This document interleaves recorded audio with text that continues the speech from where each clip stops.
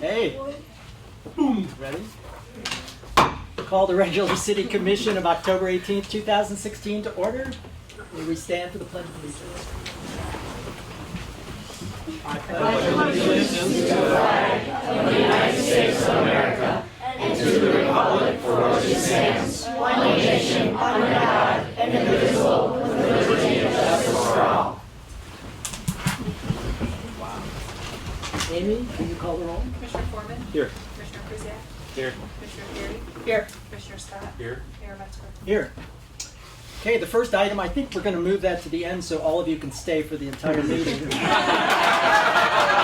How about that? How about that? We've never had so many people. We want to keep you in the room. We hate to see everybody run out as soon as they're done. Okay, the first item on the agenda is recognition of the Pleasant Ridge Astros Pony League and the Pleasant Ridge Mets Minor League baseball teams as the Tri-City Pony and Minor League champions. All right.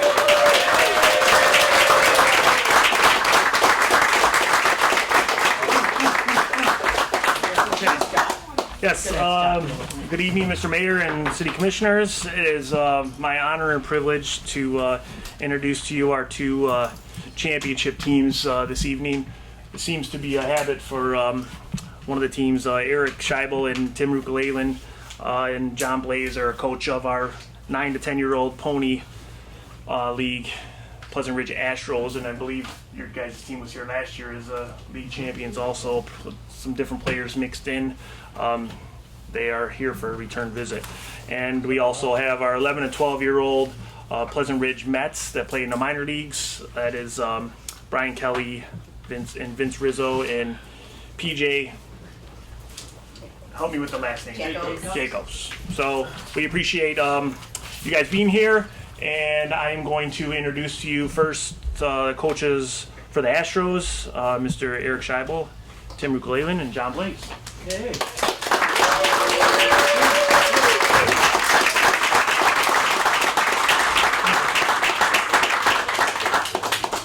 Good evening. Thank you for having us. Dr. Blaze, Coach Tim, and I had the pleasure of coaching these fine young men here this year, the 9 and 10-year-old group, and we coached the big kids last year, and it's nice to come back and see you again with another championship. We just briefly want to outline, what we did, and more importantly, what these guys did. We had 14 boys here, 9 pitched, and 9 also caught. So this wasn't a team where we loaded up and took on Hazel Park, Oak Park, and Ferndale, with just a gunner pitching. Everybody had a chance to play. All these guys worked hard, did their best, and gave an effort every night. We lost a bunch of games in the season because we played people in positions that they wanted to try out. So when it came time to the playoffs, these guys showed up, and our run differential for the playoffs were we scored 28 runs and the other teams only scored 15. So we took care of business, right, boys? Yeah. We ended the season with 8 wins, 4 losses, and a tie. And this is a good group of kids that we've coached. Tim and I have coached, even in T-ball, and we're going to, a lot of them are moving up next year, so we hope to be back. A couple of the leaders this year, Alexander Scheibel hit .565. He and his brother Patrick tied for 3 home runs each. Kyle Talang was the hit leader with 14, and he also Kyle Talang had the best ERA at .251. Okay. So we had some ball players this year. You missed this stat right here. Most sunflower seeds consumed. We kept Trader Joe's in business with the sunflower seeds. All right, Dr. Blaze and Coach Tim have an award presentation for the mayor. I love We're continuing this tradition. Close for the mayor. That's our program. This is so cool. This is the best part. I can't wait to try the other one. It's official. You're an Astros fan. I love it. Okay. I do put these on, by the way. And then on a separate note, since we have 2 championship teams this year, Keith Cunningham, in one of his various reclamation projects, donated his trophy to the 3 Scheibel boys, but we decided we'd give it back to the city. So we had it inscribed for the pony champs and the minor champs. So this can be displayed proudly somewhere around town. And, Wonderful. It's our donation to the city. Thank you for all the support from Scott and Shawnee and the rec department. It was a fun summer for everybody. So thank you very much. I have a question for the 9 who pitched and caught. Which did you prefer? Pitch. I figured, who wants to squat down? And it just seems like the hardest job on the field. This is great. So that's all we have. Thank you so much for having us tonight. Thank you. Thank you so much.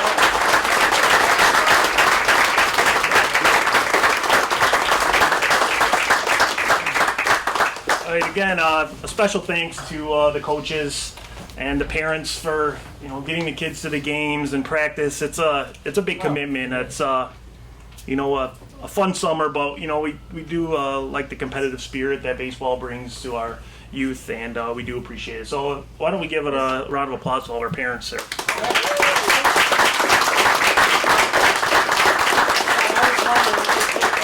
We didn't do this last year. Is there any way to get a picture with the kids and? Yeah, we can do it right after Something like that? we're done. Okay. We'll have them all come up there and we'll get a Good. picture. And the coaches and. Yep, absolutely. On a side note, special thanks to Eric.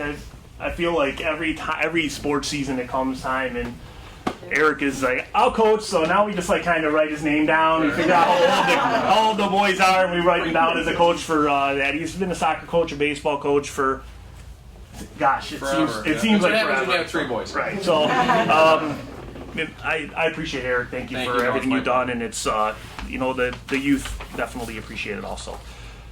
So next, the Pleasant Ridge Mets, our 11 and 12-year-old group. Brian and Vince are here for sure. Do we have anybody else coming? Everybody else here? So we'll introduce you the coaches for that group. And Mets. Hi, good evening, everybody. Yeah, likewise, it's great to be here. We actually had an absolute fun season, and we were undefeated this year. I would like to say it was all coaching. When we were together, that's what we agreed on, but there's too many witnesses that know otherwise. We have 6 guys over here who were in this session last year with the undefeated minor team. So we had 6 returning players who were as heady and talented as anybody in the league. And so it was our job to stay out of their way, I have to confess. With that, though, we had 9 other players. 4 of them, I think, were 10-year-olds. So we had a youth movement on our team, and a number of kids who hadn't played a lot of organized baseball. And so the way that it just meshed together, I think, was really special this year. And to maintain that kind of standard of excellence in play and quality of play, our emphasis was truly on situational baseball. We did not try to exploit other teams' kind of ineptitude, if you will. We always tried to just heighten their consciousness about situational play and move runners up by hitting, and not just kind of advance runners because somebody made an error, for example. And it really worked for these kids, I think. A true testimony to excellence is a conspiracy theory. So in the championship game, I actually stand behind the on-deck circle for the other team. And so right when the game was starting, one of their leadoff hitter looks at me and he says, "Man, your pitcher throws fast." And quiet for a minute, he goes, "Man, he's throwing some heat." And then as he walks up to bat, he goes, "Everyone knows everyone on your team is 13 years old." And he just walks away. So, we all know otherwise. I have to say, I had a birth certificate in my car for my son. And like I said, we played with 4 players that were actually 10 years old, kind of in that tweener age between the pony and the minor. So it was truly a special season. So thank you guys, and thank you, coaches. And with that, it's a warm night, but I think you're going to have to go 3 shirts. 3 shirts. I can do it.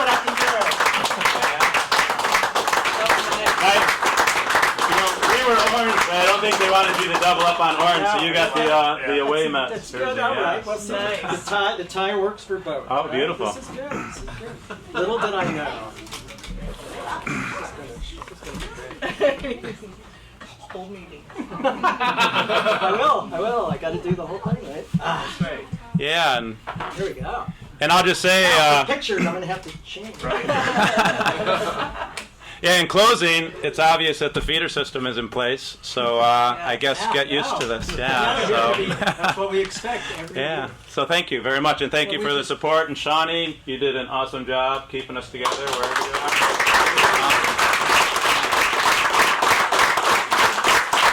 Thank you.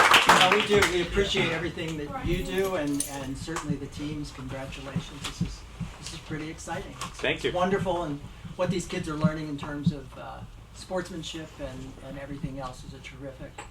And we owe it to you. I've got 3 granddaughters. I'm not sure what I'll be coaching, but I don't know. We'll see.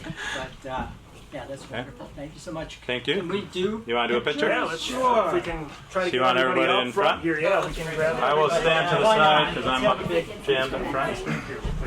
Are we able to move this? Is it tied in? Okay, well, But we can probably get I'm everybody trying to cause as one much row up here and confusion. one there. All right, guys, if we have the Astros, or actually the Mets, why don't you guys come up here and see if you can stand up along My the best side. on this step here. Yep, right up on the step here, guys. You might have to, yeah. Little boy Fletcher.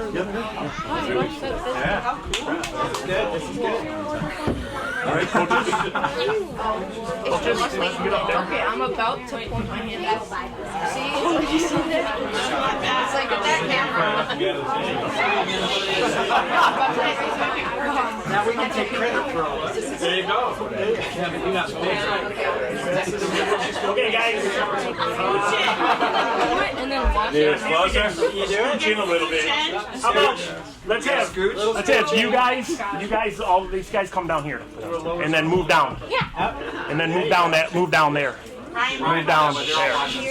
Move down.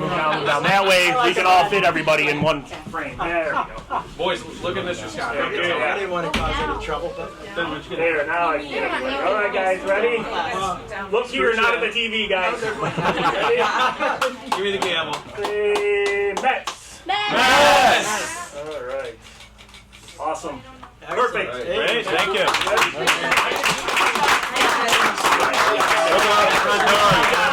All right, now we'll have Astro get up there.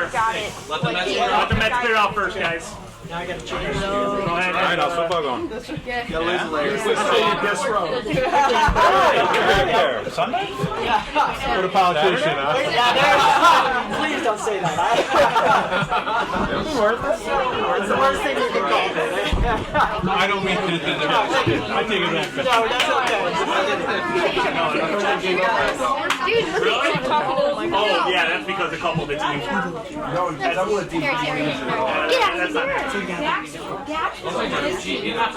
That was like somewhere around. Yeah. All right, guys. Hey, Mets, we might have to keep going. Dude, All right, guys, yeah, Mets, you guys just kind of keep going. Boys, you gotta watch Mr. Scott now.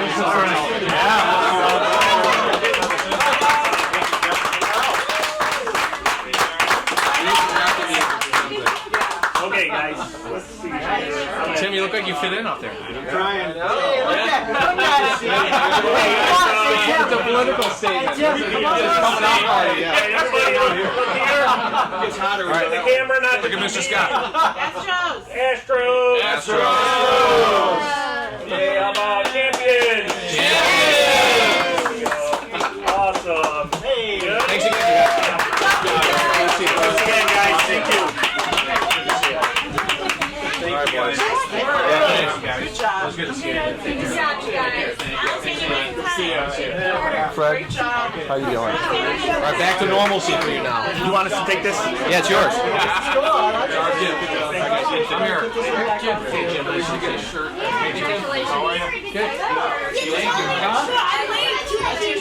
You get down to business. Right.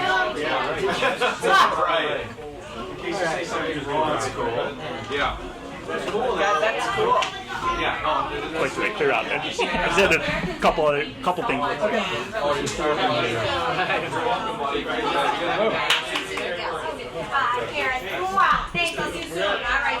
So just a couple things on the idea of the baseball and the youth sports. I do want to thank Shawnee and Samantha for all the work they put in onto. Wait till everybody clears out. You can see Shawnee's a favorite of. Don't take that. I know, I'm just like, But again, I want to thank Shawnee and Samantha for all the work they do with youth sports. It's it's something, especially during the summer with the pool, that I really don't have much time to put into it. And Shawnee and Samantha did an excellent job this year. And I want to say we had, 6 baseball teams? 5 baseball teams? Did we have 2 t-ball teams? Yeah, so we had 2, 2, 1, and 1, so 6. 6 Yeah. teams. I want to probably about 8 or 9 years ago, we were down to like 1 team in the 1 league, and at the time, it was when the Tigers were like not doing so well. They were just starting to get good, and these things kind of follow the major league teams. So part of the popularity is that, and part of it is that the parents that we have and the kids, they just want to be doing something. They like baseball, they like soccer, they like swimming, so their summers are packed. And again, I appreciate everything that Shawnee and Sam did to that, and the coaches. So I'm glad we didn't have a third winner. I know, right? Last year. Right. So, and I want to thank all the teams. Just because these 2 leagues, they have a championship structure where there's like a playoff and a winner. The machine pitch and the t-ball don't have that structure, but the teams did just as well. The kids learning how to play. They're just having fun doing it. So. It was a good season for our sports, definitely. And next season, we're going to add the major league, which is 13 and 14. So Yeah. we've had enough generated interest. Oh, yeah, Yeah. everybody's And just gonna coaching. move up. Yeah, people will move up, and that's always been where we've never had a major league team. They've always kind of dropped off. Some kids go and play travel and this or that. So it sounds like we have some interest. So that'll be Who's nice. gonna coach? I think Tim Rukalalian. Okay. Yeah, Tim's getting older. Yeah. So that'll be exciting. We'll have another team and move forward. That's Great. wonderful. Thank you, and I appreciate you gues having the kids here. They all love Yeah, that. you all. Thanks for all the work Yeah. that you guys have done. Not a problem. Yes. Thank you. It's fun. All right. And also thanks to Shawnee and Sam for 50-plus bingo last night. Yeah. Thank you. They did a fine job, not just... Did you? No, I did not. I thanked them. And I didn't even win, so that's... Wow. I thought you had just rejected us out of hand. I was like, If I'd waited 5 minutes, I would have gotten a much better parking spot. indeed. You probably thought, what the heck is going on? What did they do? What have they done now? How am I going to defend them this time? The next item is public discussion items not on the agenda. Please come forward. Yes. I'm Jean Russell at 65 Devonshire. I'm representing the Pleasant Ridge Environmental Committee. Our main goal is to educate the community and bring environmental issues to the forefront because this is a major concern of all of us. A lot of us have spent time on the Atlantic coast or in the Gulf Coast and realize that there's a lot of problems going on there, especially after the recent hurricanes.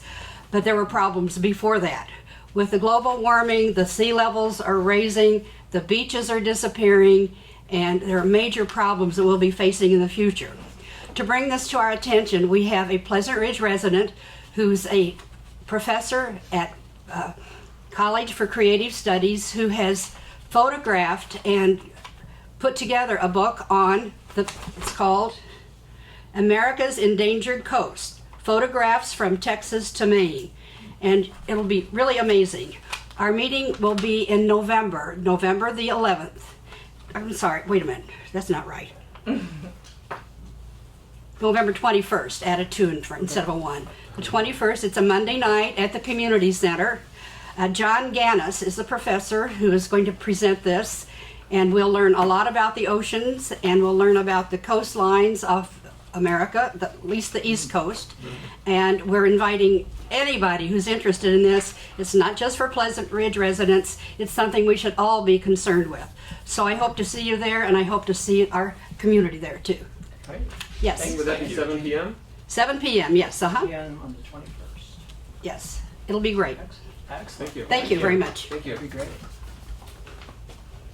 Is there any other items? Yes, Public sir. discussion. It's a big We one. are live streaming the meeting on Facebook tonight, so if you're watching at home, you can watch on the computer also, or if you're watching on Facebook, you can give me a comment and say hello right now. So just wanted to let people know. So we're gonna be doing that Send the us next. your We're comments. gonna be doing that in the future, so people will be able to watch that. Oh, and there's Rob watching it right now. Thank you. Yeah, really. Oops. Yes, Is it we'll better? we'll be responding to Facebook comments as we go along. Live tweeting? We'll be live tweeting. We'll be live tweeting. Live tweeting. Yes, indeed. Yeah, that's not. Try it. Okay. Next item. You're going to be quoted on that. Governmental reports. Looks like it's you, Chief. Ah. Yep. Good evening. You might be scared off by this whole live streaming of the Facebook thing. I only have a couple items. As you know, on September 21st, we had our first annual, I hope, Neighborhood Watch meeting. We had what I thought for the first meeting, very good turnout. Several of the commissioners were there. I know you, Mayor, and the city manager were at another event at the zoo that night. You were represented, though, by your wife. I know. She made your presence known. And we watched it together on There you go. There was a lot of questions, a lot of good interaction. There were a lot of good topics presented. We did unveil our new police car there that everybody could see. Almost all of our officers were there, including many of the midnight officers who people probably never get to see unless they call them to their house at the night. So that was good interaction with the public and the residents and our officers for people that never get to see or interact with them in a normal setting, let's say, rather than in a crisis or a event situation. We are looking to make this an annual event and move forward with expanding the program with more topics and maybe more speakers and things like that. We're also looking for a springtime, which we discussed before, more of like a bazaar, gala or whatever, should you have it, with vendors and things like that there. So we're working on that right now. Things we're noticing at the intelligence meetings that we attend throughout the county and tri-county area, there's all these different fraud schemes that are popping up. We all, of course, have heard of the IRS fraud schemes where they call you and say you owe money and mail a check and whatever, and obviously the IRS does not call you, which we've said many times. It is now open enrollment for Medicare right now, which I think ends in December, I believe. Many of our elderly residents that other communities are experiencing are calls from fraudulent people saying they need their Medicare number so they can re-enroll them or change their plan. What people don't realize is your Medicare number is your Social Security number preceded by a letter. So you're basically giving away your Social Security number to these people on the phone who then have access to all your personal information and can do identity theft from you. There's also calls about kidnapping. People are receiving calls in other communities about a loved one being kidnapped. Now what precedes that is these people would call one of your relatives, get them to say certain key words on the phone, tape that, and then use it when they call you to say, hey, we have your grandson, you have to pay us money or whatever. And they say, you don't have my grandson, he's at home. And they play now his voice to these people, and they're concerned and saying, if you hang up or try to do something, then we will do something bad to them. So then they get them to give them their account numbers, whatever, and extort money from them. So don't fall for those but be aware that those are happening. Also, there's many communities are experiencing false calls from people about your computer having a bug or a virus or something. So they'll have access to your computer, ask you to log into a certain website or whatever. You log in and now they have control of your computer and your account numbers and things like that. So be aware that those are out there too. So the criminals are becoming more creative, attacking people that don't really know, or it seems legit, but it's not. So if you have any questions that you think it's not right, just hang up and don't give up any of your personal information ever. Other than that, that's really all I have, unless you have questions. Mr. Mayor, I had a couple questions for the chief. Chief, today there was some discussion among parents of kids that go to Roosevelt Elementary. Some discussion among them just about various concerns of the police presence and questions about why are the police there and what are their priorities and such. So I wanted to ask you those questions here tonight, so that way anyone who has these questions can see it on video later and see the answers that we get. So just a couple questions, and just general questions. So first off, how often is PRPD at Roosevelt? Is it in the mornings only? Is it after school only? Is it every day? You know, in general, how would you describe the presence there, and why? What are the priorities when the police are there? I'll back up a little bit. There's always been traffic issues that need to be addressed at the Lower Ferndale Elementary School, formerly Roosevelt School. In the past, we've tried to have officers there as manpower dictates. Many people that go there have seen myself, as well as all the other officers that works a day shift or the afternoon shift out there, typically at drop-off time in the morning, which is about 20 minutes or so, like 7:40 to about 8:10, and then pickup time 2:45, 2:50 till about 3:15, 3:20, as well as the crossing guard who's out there at those times. The main purpose of the police out there is, number one, the safety of the children is number one, but also the parents that are walking their students to and from school for drop-off and pickup, and also the vehicular traffic, to monitor that, because we've seen every type of behavior of passing. Cars stack up on Pinecrest / Ridge Road due to the engineering of the school to get in to drop off, limited drop-off area. So then people that are in a hurry for whatever reason, on the way to work, trying to get somewhere, would pass these cars stacked up on Ridge or Pinecrest to get in, and then disobey traffic laws of passing, one in a residential and two coming into oncoming traffic, because it is only a 2-lane roadway. So police presence was required there to kind of monitor the traffic and just let people know that we're there, one, for the safety of pedestrians and vehicle traffic, and just a presence that the police are there and everything's okay, that you're safe, your child's safe, your car shouldn't get in an accident, things like that. Everybody that would have questions for us while they're in line, we would stop and talk to and explain reasons why we're there. Flyers were sent out at the beginning of the school year as well. I think the school posted on their website as to what the police and the school officials and administration had worked out as to the optimum type of flow of traffic there. Signs had to be put in place for exiting to direct people, because there was a complaint from residents on several of the streets that the cars would exit, go down 8 or 9 houses, turn around the driveway, destroy people's lawns, their flowers, they'd put rocks out then and cars get damaged or whatever, because they're just trying to protect their property. So there were warnings issued to many drivers that were doing that. We don't want to write people that are dropping their kids off tickets or anything. A lot of these people are put in a bad situation because of the engineering problems surrounding the school. The school is designed years ago to be a walk-up school. As time progressed and more students go there, then the traffic increases. The streets didn't get wider. You know, there's no, other than the traffic light there, right there at the crossing, there's no other engineering other than stop signs there. So the police, again, are out there to try to monitor that and correct the behavior. Many warnings are issued. I saw some of the posts today too on the Ferndale parents page.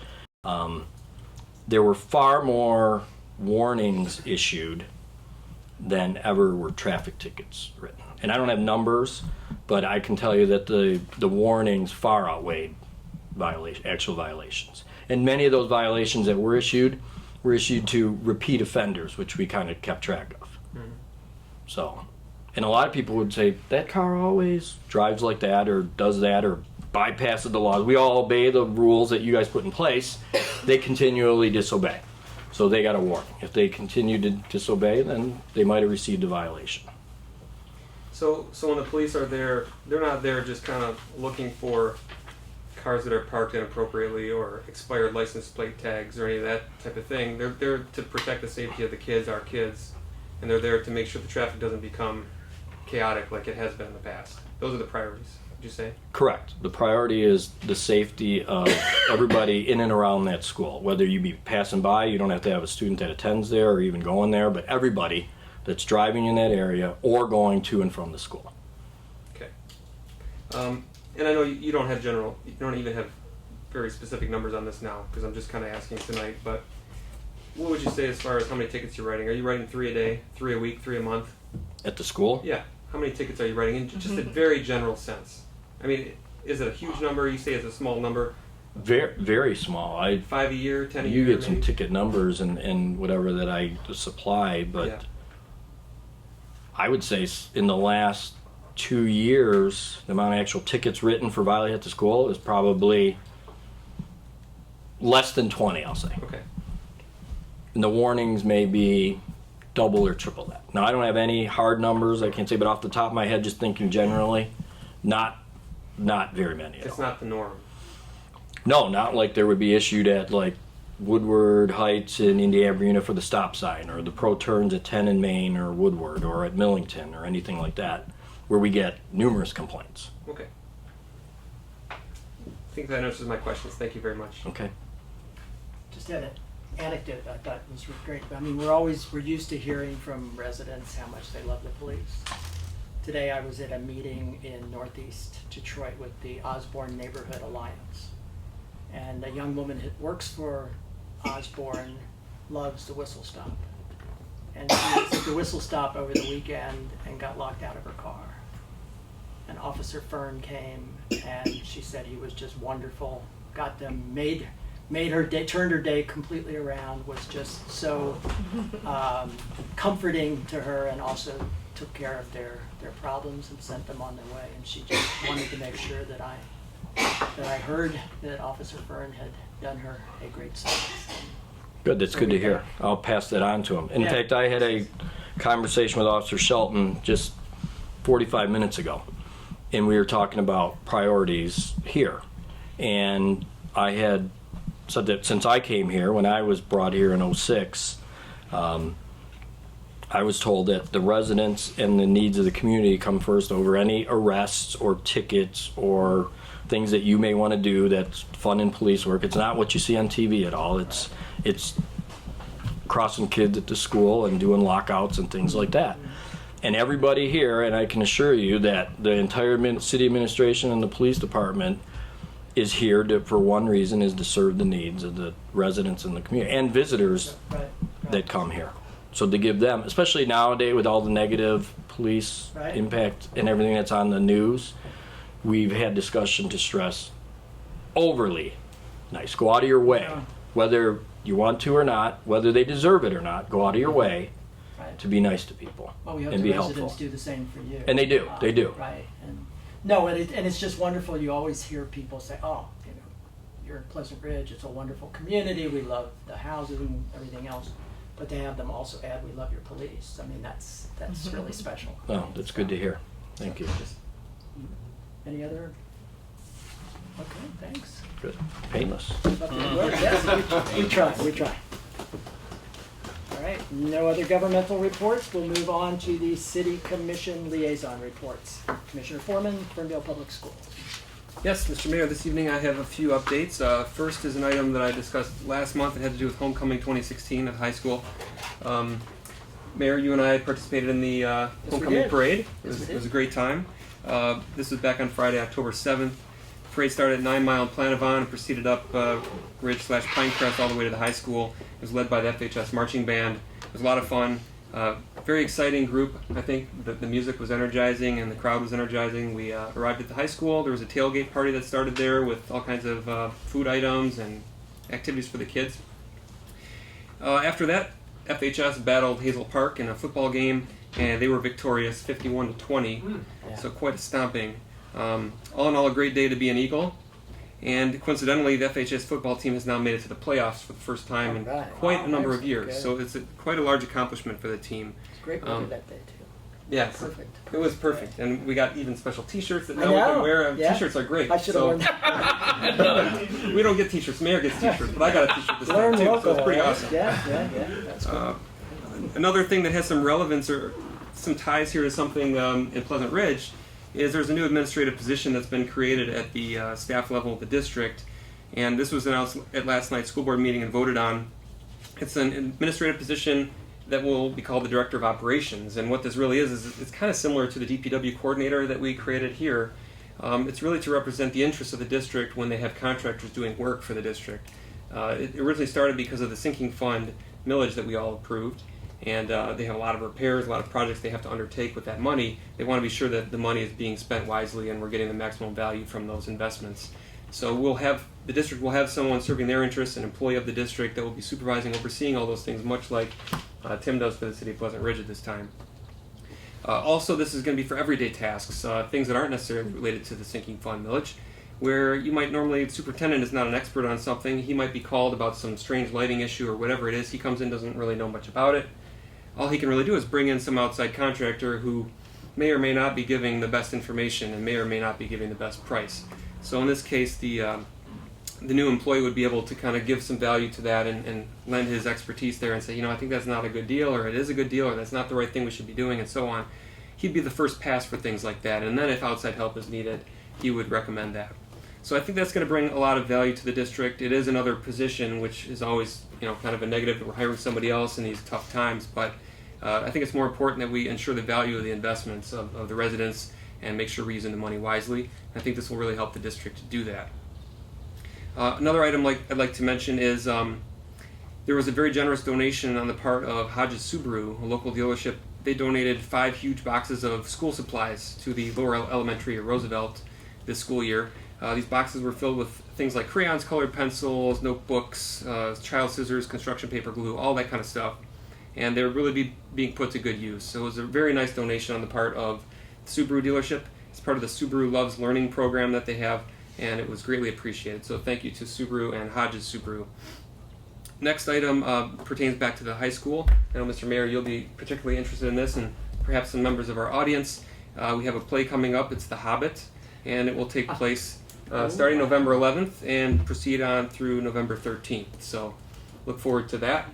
And finally, the last item is the next school board meeting will be Monday, November 21st, 7 p.m. at the high school. That's it.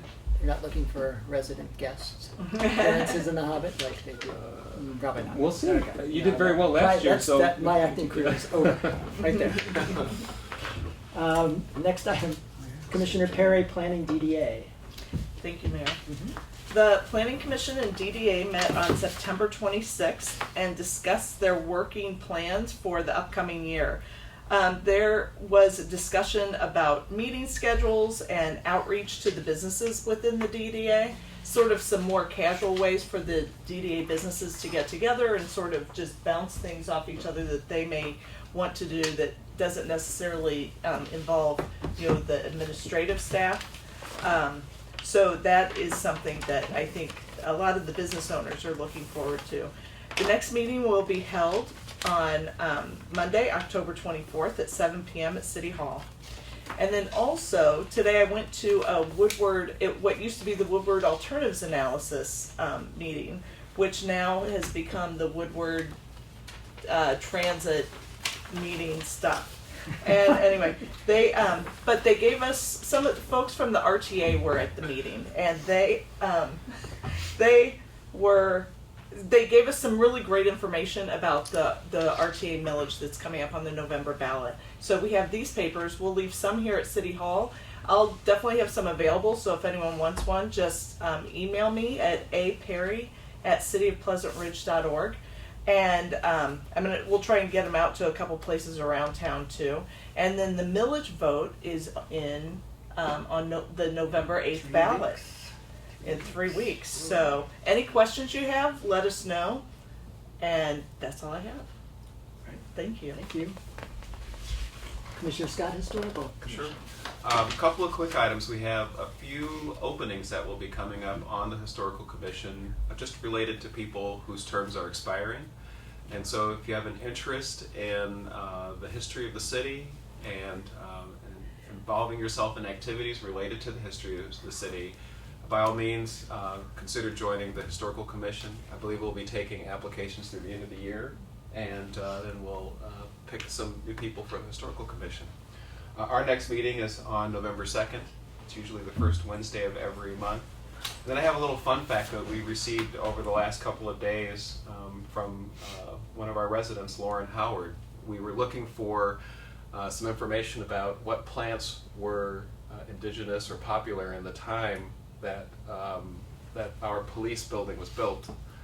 and she recommended daffodils. So if your house is around 100 years old and if you're thinking of something to plant that was popular at the time that your house was built, daffodils would be a good choice. And she mentioned that she's intending to put some additional daffodils in next year around the police building, our historical museum. So I recommend everyone just think about checking out the building next spring, to look at our wildflower garden, and at any time throughout the year to see what's in the museum.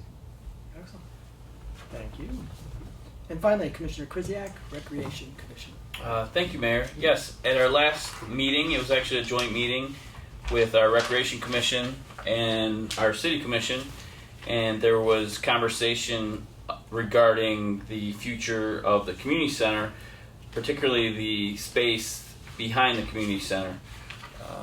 Jim Bruckman, our city manager, had worked with another designer, Ralph Nunez, and they came together with a new visioning for that space. I think everyone can agree it was a very exciting conceptual reimagining of what could happen back there.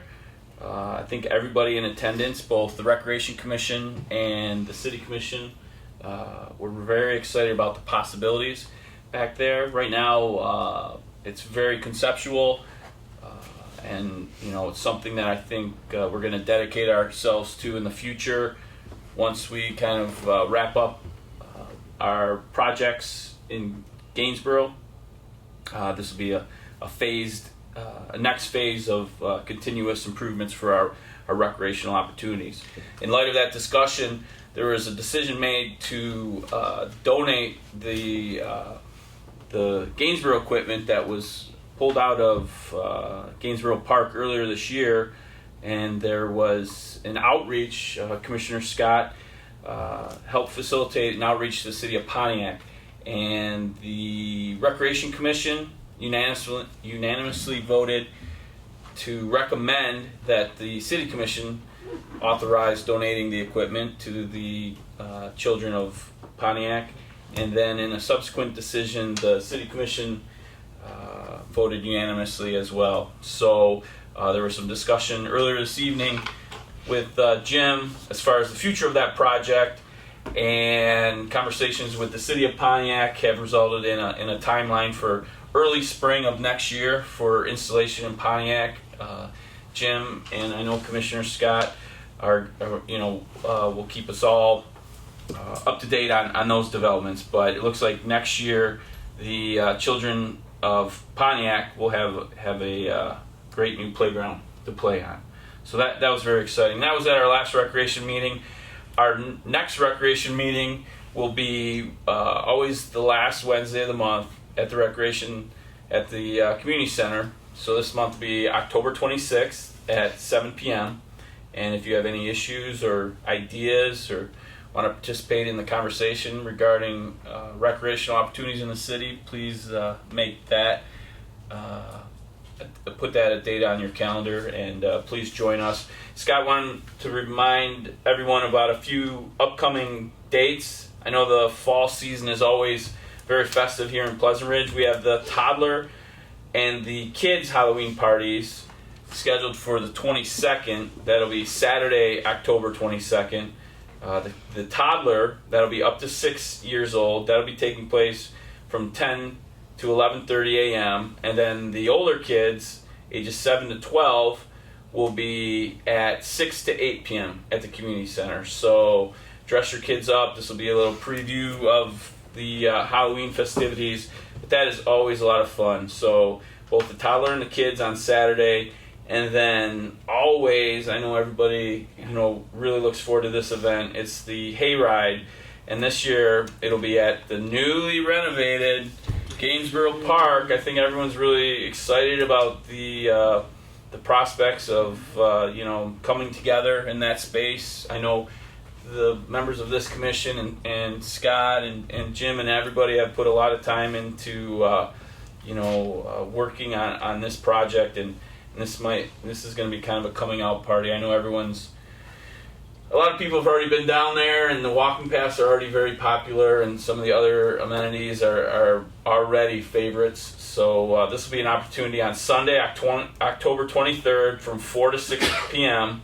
This will be at Gainsborough, at Flynn, kind of.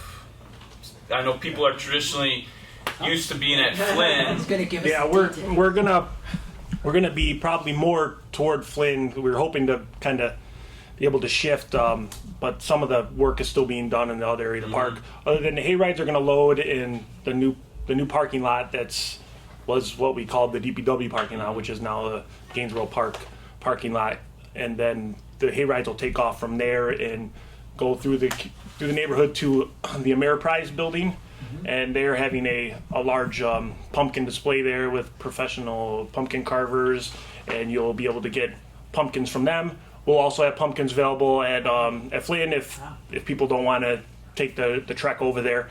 So that'll be kind of the flow. We're trying to still figure out how the flow is going to work. We still have some, we still do have some landscaping and construction taking place, but it's we're working on that right now. So you will be able to get a good look at the park still. It just the playgrounds aren't finished yet, and some of the landscaping and grading is still to happen, but it is some ideas. It is, I would say, substantially finished, but there is still some little things here and there. Great. Yeah, walking path's great, and Getting a lot of use. we're excited about Ameriprise opportunity. They contacted us and are sponsoring all those pumpkins in that area over there. So it'll allow us to kind of get great. throughout the whole community and be able to get to another spot. We'll have people will be able to load the hay rides there and come back over to Flynn. So That's awesome. Don't they also have a pumpkin carving robot?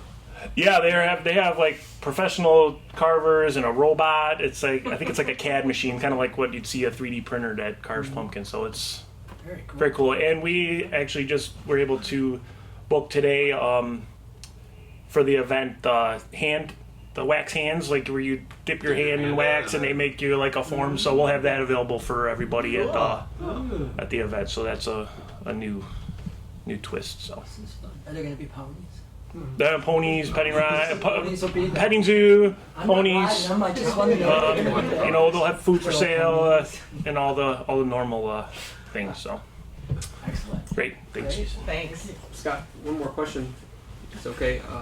Is Ridge Resale able to be open during Yes, this time? they are going to be open also during the event, so you'll be able to stop in there and see the things that they've been able to collect over the last 6 months because they haven't been open with construction going on too. So we're just trying to clean up all those areas that we are working on in the construction. So okay, Wonderful. thank you. Thank you.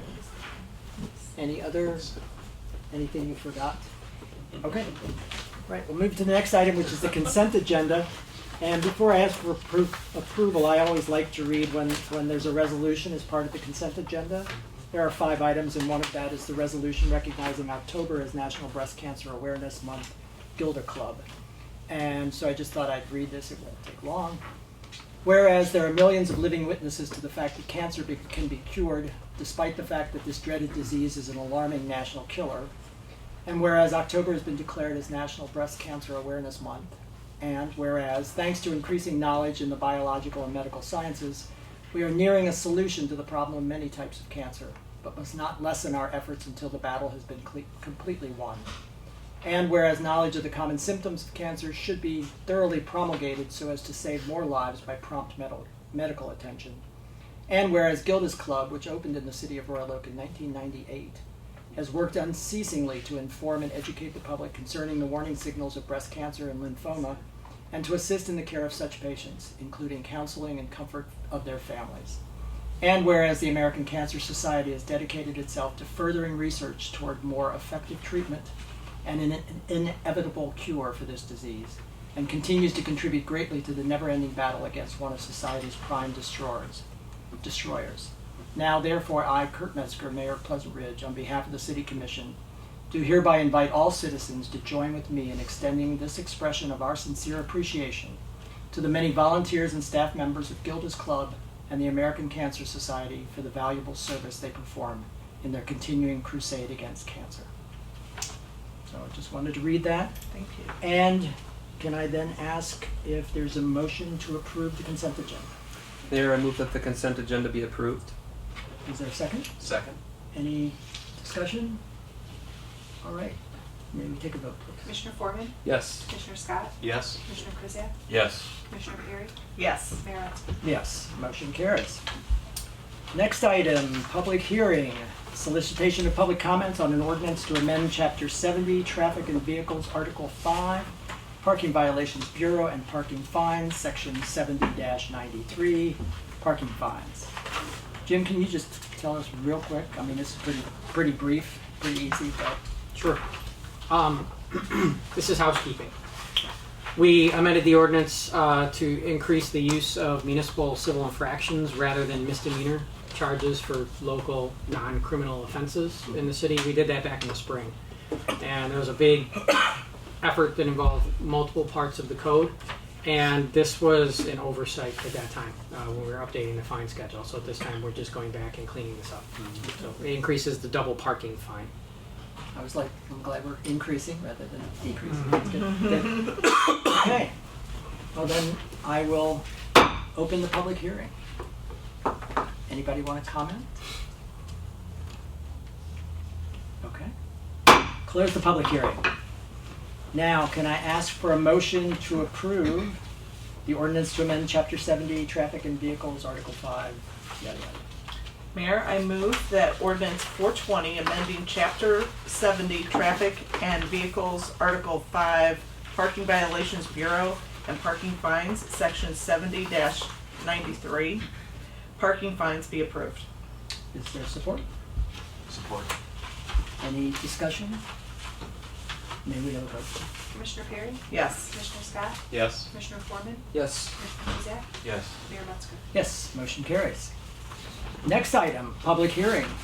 Solicitation of public comments on Tuesday, October 18th, 2016 at 7:30 p.m. regarding an ordinance to amend Chapter 14, Building and Building Regulations by the addition of Article 6, Property Maintenance Code. Jim, I throw it back to you just for a brief description. The city has been on the 2006 Property Maintenance Code for 10 years now.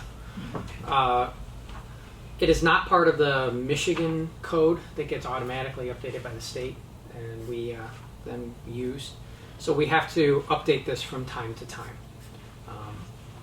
Again, this is something that was not included when we did the recodification of the ordinance a couple years ago. So at this time, now that we have a code enforcement officer doing more proactive code enforcement in the city, felt it was time to bring us up to the latest version of the International Property Maintenance Code. This has not much practical impact because the vast majority of the 2006 and 2015 codes are the same, but you know, it does keep the property maintenance code, because all of the international codes are connected and linked and written by the same organization.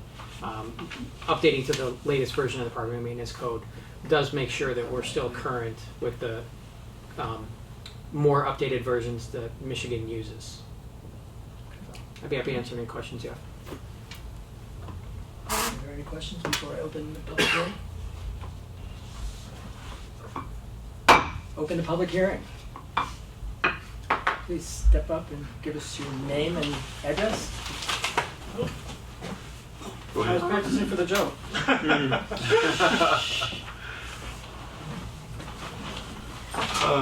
John Hubble, 5 Kemberton. What exactly does that mean? I mean, I understand the generalities you explained, but could you give us a specific example? I mean, I hate to say it went above me, but it did. A specific example of what? Where the old code or the present code was not adequate, and you're adding things that include the international code, and what? Well, the 2006 code is the international code. So the International Code Council every 3 years goes through a process where they look at all of their codes: property maintenance, residential code, building code, fire code. They have a big group of thousands of building officials who all get together and they vote on changes that they make. And so it's an incremental process with their codes. It takes a long time for things to get added into the codes. As a practical matter, there's very little difference between the 2006 and 2015 codes. There's a couple sections that might have a different number, but the actual things that they are regulating are substantially the same. So it's property maintenance. So it's things like grass, peeling paint, blight. There are some building structure requirements. Handrails is one that we've been hearing about around town. As our code enforcement officer is starting to enforce that now. But the practical impact is very little. What we've been doing and what we will be doing under the 2006 version and 2015 version of the property maintenance code is the same. But we have to vote to update. Right. We're just making it current with the current standard. That's right. Yeah. So in listing specifics, I guess the one you mentioned is one I'm interested in, which was handrails. Mm-hmm. And as a 34-year resident, it's a 94-year-old house, coming home from vacation, I was, how should I put it, surprised to find I was in violation, and that I would be re-inspected on November 4th. What does that tell you?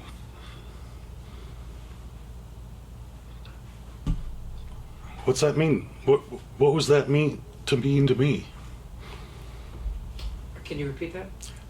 What was that notice to me? That I was in violation and would be re-inspected on November 4th. Well, the letter specified that it was a I'm assuming. Handrail. Okay, so it was a handrail. There were two different codes, and I did speak to the city officials. I did ask, what did this mean? Because I was, first of all, surprised, and I wanted to know all the different details that were involved with that. I won't say summons, but at least a warning or a notification that I was in violation. Right. Well, the property maintenance code requires handrails, and the property maintenance code is first a retroactive code, so it applies even if you're not doing anything that requires a building permit. It just it applies to your property. With no grandfather clause. That's right, with no grandfather clause. I understand. And the excuse me, the property maintenance code requires handrails when you have 5 or more steps on your front porch. So we haven't been, quite frankly, doing proactive code enforcement in the city for quite some time.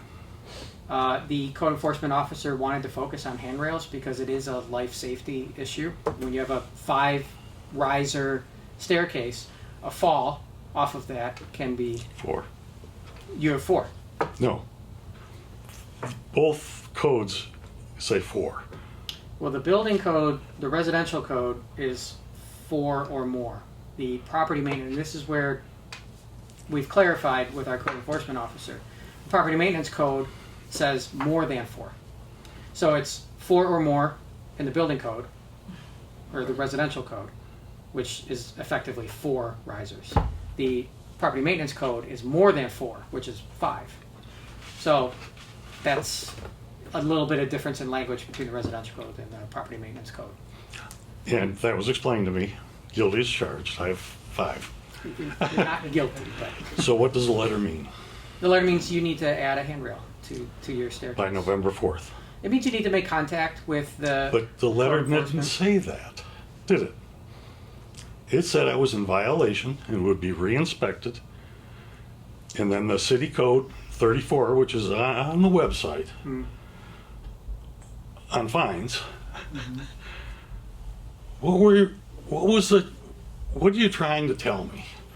As a long-term resident, coming back from vacation, what were you trying to do? Get compliance on the rail. I understand that. Right. But in 2.5 weeks? Well, you were coming home from vacation, so you didn't receive the letter. We've been giving a month. No, I understand. I didn't get the mailed Florida. Right. Forward to Florida. I wasn't gone that long.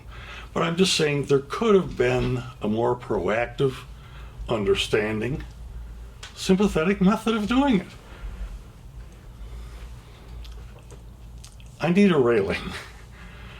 The letter says I can put it on the left or the right. My stairs are 6 feet wide. Could I put one in the middle? You could. I believe you can. But the letter didn't say that. I'm just saying, between the frustration and the shock of it, I was disappointed. This is not the way I expect to be treated. And that's all I got to say. I'm guilty as charged. I have 5 risers. I need a railing. I accept that and we'll get one. But by November 4th, in this historic district, if you want to go to the state and get permission and help doing that, how long does it take? To go to the state for Permission and financial aid in keeping your home in a historic manner. Well, you don't need to. We're an advisory historic district. We're a national historic district, so we're not a state historic district. No, but who issued that? There is a way that you have to comply within those standards, correct? Not in Pleasant Ridge. There's no requirement for historic districts compliance here. But if you want financial aid to preserve that, The state has pretty much eliminated all of the financial incentives. well, I wasn't aware of that, thank you. You used to be able to get tax credits. Yeah. If you were doing a historic project, and I think it was 10 or 20% maybe if you qualified. That all went out the window a number of years ago. Okay. Right around the time of the And I haven't checked for a number of years ago. 94 years in my age, I've pretty much done what I'm going to do. Okay. Yeah. Well, thank you. So, and of course, no resident has received a ticket for this item. No, That's not at all our intent. We're not looking to punish anyone for this. And if the letter didn't communicate that, then maybe we can. Well, the letter definitely didn't communicate it. I'm not here because I felt threatened. If I felt threatened, I'd have been somewhere else louder, But I'm just saying, it's not the way I expect this city to do business. There should have been more explanation involved. Rather than trying to go online and look things up and trying to figure out what the rules and regulations are, where I've gone wrong. Maybe I'm just too old, I don't know. But like I said, it's not the way I expected to be treated. And when I went to the city offices, I gotta admit, I got really good service and explanations and everything else. So like I said, I'm not here because I was abused. I'm just disappointed. That's all. Well, I just want to say I'm glad that you came to the city to ask the questions instead of going to Facebook and posting a problem and then leaving it at that, right? Well, Facebook, give me a break. Thank you. Yeah. Thank you. Thank you. Coming back? Oh, yeah. Still here. Yeah, are there any other comments before we close the public hearing? All right. Close the public hearing. Now I ask, is there a motion to approve? Mayor, I move that ordinance 421 amending chapter 14, building and building regulations by the addition of article 6, right? Property maintenance code be approved. Is there support? Second. Any discussion? Yes, Mr. Mayor, if I Yeah. could just ask a couple quick questions of the city manager. So on the letter, I remember looking, you provided us copies of what the letter would look like, but I don't remember the specifics of it right now. But on the letter, there was some contact information that if you have questions or concerns, would it be that you call the city? Would you call the building official? Could you call either one? Which letter? The violation letter or Yeah. the follow-up letter? The violation, well, either one, I guess. But the first one, I think, is the one that we're talking about, Right. the one that says you're in nonconformance and you must. The violation letters have the code enforcement officer's cell phone number on them. So that's the listed contact number. And that's the proper person that we'd want to call first with any questions. Then if we're not satisfied with that answer or whatever it may be, we can come to City Hall. Sounds like that was done. Yes, and it can be frustrating for some residents because we've got a limited number of hours that our code enforcement officer is here. So it can take him some time to get back to residents. Once you call him, then you've done something proactive towards remedying your situation as far as we're concerned. So that counts towards getting the situation addressed. And that's the next part of my question. So let's say I have a problem or a challenge that's not going to let me get this railing within whatever the deadline is. Yep. The city's going to work with me. Absolutely. Be reasonable, flexible. Okay. Yep, we have in every case. Because getting a handrail, we know that we do have historic considerations for a lot of houses, so a lot of residents have gone to pains to make sure that it was historically compatible with their house, and that takes longer. We recognize that. It's just, as long as we're working towards a resolution to the problem, that's all we're interested in really doing. For handrail notices, for some of the other blight and code enforcement things that are a nuisance to neighbors, we are proceeding in a different manner with those. So it's situational. I can completely understand the shock of seeing the letter that says you must have it by such and such date. Like, what the heck? What are you talking about? I've never heard of this before. So I definitely understand that, but I appreciate we have the flexibility to allow residents more time where it's needed, and that we have the understanding to just work with them constructively on that. So thank you. Any other? Okay. Amy, can we have a vote? Commissioner Perry? Yes. Commissioner Foreman? Yes. Commissioner Krzyjak? Yes. Commissioner Scott? Yes. Mayor Metzger? Yes. Motion carries. Next item is city manager's report. I have nothing this month. Whoa! Whoa! That's good. Thank you, Jim. Okay. Moving to the next item, other business. Open the floor. I have a very quick one. Yeah. I just wanted to let the community know about an event that's coming up at the Detroit Zoo. It's a chili cook-off. It's on Saturday, November 5th. It's from noon until 4 p.m. The proceeds of this chili cook-off will benefit the family of Captain Kenneth Stile, who's a Detroit police officer that was shot and killed last month. So I'll be sharing this flyer on social media, but I wanted to let everyone know if you had any desire just for good chili or to help the family of Captain Stile, this would be a really good way to do that. The money will basically go through a conduit right to his family. Again, that's Saturday, November 5th, from noon until 4 p.m. at the Detroit Zoo. Good. Anything down here? Yes, Mayor. There are also, Commissioner Scott reminded me, there are some positions open also on the Planning Commission in DDA. So if anyone is interested, please apply at City Hall. Thank you. Okay. Yes, sir. Just want to continue updating residents on our ongoing book club. I know we have a few members here in the audience. This was a book that everybody in the group was really excited about. It's called Hope for the City, a Catholic priest, a suburban housewife, and their desperate effort to save Detroit.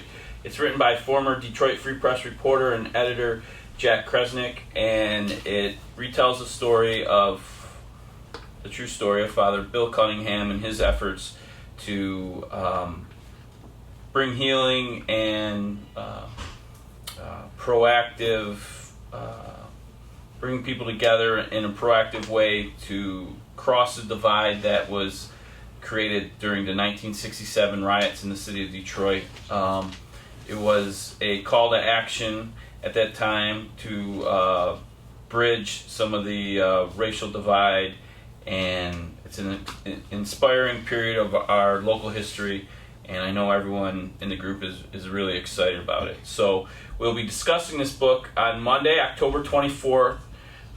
That's a week earlier than normally we would meet because of the Halloween the following week, but at 7 o'clock at the community center. So if you're interested in discussing, or you have some stories about Focus Hope and this period of our city's history, please join us, because I think it'll be a really rich and rewarding discussion, inspiring, I believe.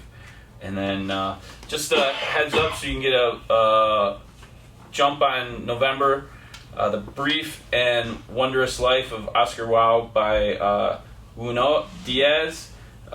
This novel has gained a lot of attention and has won some marvelous reviews, so that'll be November's choice.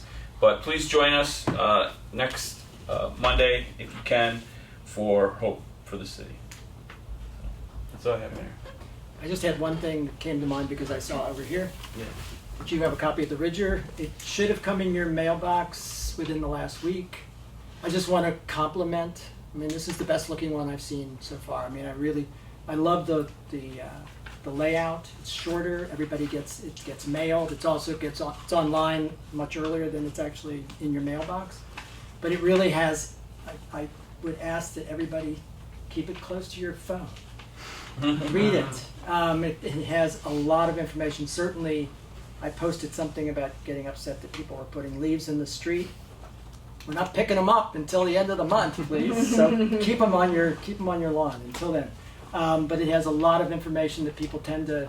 A lot of times we'll see notes on Facebook where the answers are in here. Maybe not on handrails, but there are answers on a lot of things, and all the recreation activities from trips for the 50 plus, the bingo, the lasagna dinner that's coming up, and that's one I know that Rob loves, but it is. When is that? That is on Friday, November 11th. At what time? From 5:30 to 7:30. Adults $10, children 10 and under for $5. Everybody loves. And how do we get tickets? Tickets will be available on Election Day at City Hall, and they are available now at City Hall. City Hall and the community center. And the community You center. can pick them up now. Buy more than one, put some in the freezer. That's right. Tickets? Tickets are, you can do that. You can buy as many tickets as you want. You don't Put have them in to. the freezer. But yes, it's one of the best events we've got. Everybody loves the lasagna. Just a quick note on the Ridger. Some people got them early, and some people got them about 4 or 5 days later. Okay. And I called the post office, and this is we use a postage permit, so we get a good rate. And we were the victim of the political system right now because there's so much mail going out right now with all the political flyers and mailers that with the permit mail can get pushed back depending on how much the loads have. So some people on the west side got theirs middle of the week, and some on the east side got them on like Saturday, a couple days after we dropped them off. So it was a strange this time, but hopefully that after this election is over, it shouldn't be an issue in the future. So just an explanation for some people that might have got it a little later. Thanks, Obama. Yep. That's okay. Did you must come forward. You can't just Well, Scott. raise your hand. Fairwood Rob, 8 Fairwood. Is there another bingo event coming up for 50 plus? There is. It's scheduled right now for November 10th, Thursday. And does that include dinner? It does include dinner, yes. Is there a fee? I'm not sure if there's a fee for that. I don't think there is. I don't think there out is. to No. the 50 plus dinner. I don't think there's a fee. It's part of your tax. Get the Rob Thompson? I think he's being. I want people to come. I don't think there's a fee. No. Right, no fee is listed. But it is Thanksgiving dinner. Allow me to reiterate, it is a lot of fun. I don't know why more people don't come. Or obviously, I don't want to lower my odds of winning, but it's a great time, and the food is always wonderful, and the camaraderie is great, and it's just you don't have to win to have a good time. And So. I think we have like $250 in our and in our jackpot, our progressive coverall. So every time we play, we add a number to that to be able to win it. So I think if you win it in 57 numbers, the next bingo you'll win that stack of gift cards. So it's pretty growing. exciting. Yep, Nice. it's growing. Right? Yep, thank you. Is there anything else? Yes. The election's coming up November 8th. Absentee ballots are available now. They're mailed out every day. Well, you can come, stop, pick one up. The last day to get them is Saturday, November 5th. I'll be here from 9 o'clock in the morning until 2 o'clock in the afternoon issuing ballots that day. Do people have to fill them out in person then? No, they can still Once it gets drop them off right, by. on the Monday before the election, Okay. you're able That's to the- apply for an emergency ballot Okay, that that's you the have thing. to fill out in the office. Okay, that's the thing. Were you saying like Saturday though? It's not.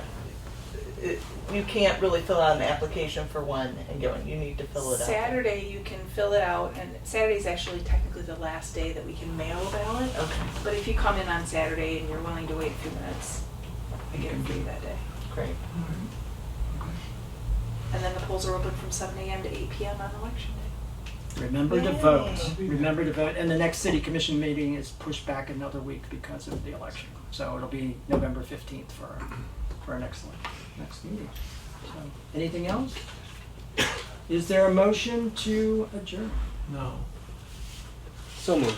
Thank you. All in favor? Sorry. Aye. We stand adjourned.